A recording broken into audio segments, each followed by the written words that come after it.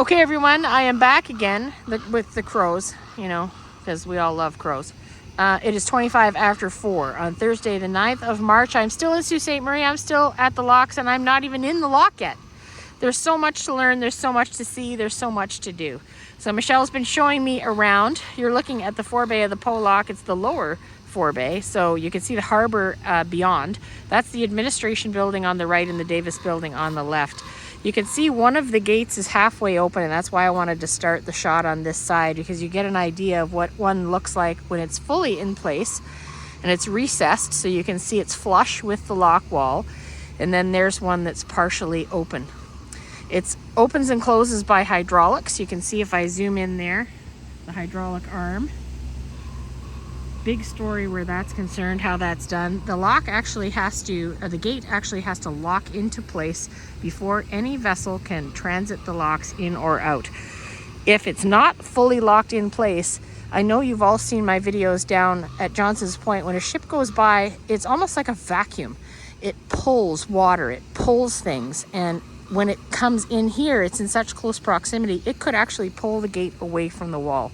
So it has to be locked in place and fully recessed to give the full 110 feet across in order for the largest vessels or any vessel to actually transit through the lock.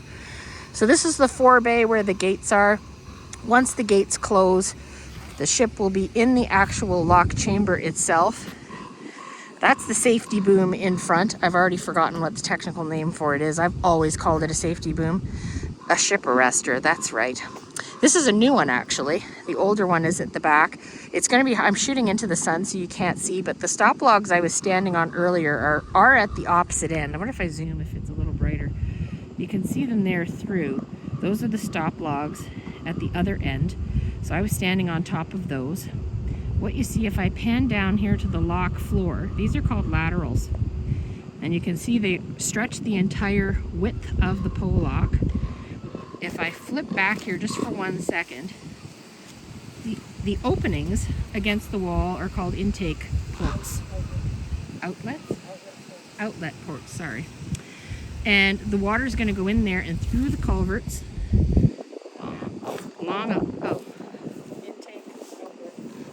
so okay. Michelle's got me correctly putting it now instead of incorrectly the way I had it. The intake ports are at the opposite end. I had thought you could do either one with either depending on what the function is. Flows downhill from Lake Superior to Lake Huron. Oh, okay. So, intake ports that look like that? Similar. At the opposite end, the water will come in there and travel down the culvert and come out in these laterals here, and that's what raises and lowers the ship. So either it'll raise them up 21 feet or bring them down 21 feet. And then the reverse happens when they're going down. It'll go in through the culverts and out the other end behind me in the openings on the wall that you saw, and it'll go out into the harbor. What you see on the wall there, and I've always wondered if these are steel or wood, and they're actually steel. And they're there to reinforce the wall and to stop the ships from damaging the wall. So that's all steel reinforcement in there, which is really cool. I had no idea. For some reason I wondered if it was wood, and I guess it's just because it's been there for so long. It's changed its color. If we look way over here, you can see this is where the lock gate actually locks into place. At the very bottom, it almost looks like, I don't even know how to describe it, but there is a spot on the gate itself that goes right in. If I get my finger, can I show you? I don't even know, because I've zoomed, so it's not going to let my finger get in here. But it sandwiches in between the top and the bottom. I don't even know what to call it. But it clicks into place there, and that's where it locks. You can see the two that run the length of the piece of steel that's attached to the wall itself, and I don't even know if it has a proper name. But that's where the lock gate actually locks into place, and you can see if I pan to the left, it's recessed behind the main wall. There's the main wall, and it recesses the thickness of the gate itself. So it clicks into there, locks into place. I should have stood over where the actual, I can't see it from here. I'm not leaning far enough over, but you can see the hydraulic arm over here too, so that's what moves every time the gate does. I'm standing on top of the gate here.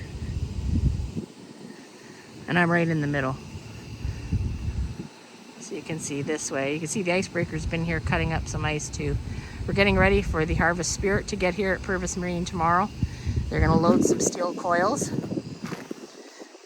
And now the sun's in my face, so you can't really see very much here. But this is it. We're gonna go down into the forebay, and then we're gonna go down and take a look at everything else. We'll check out what we can check out, and I'll bring you what I can bring you. Stay tuned for more. Talk to you soon. Bye for now.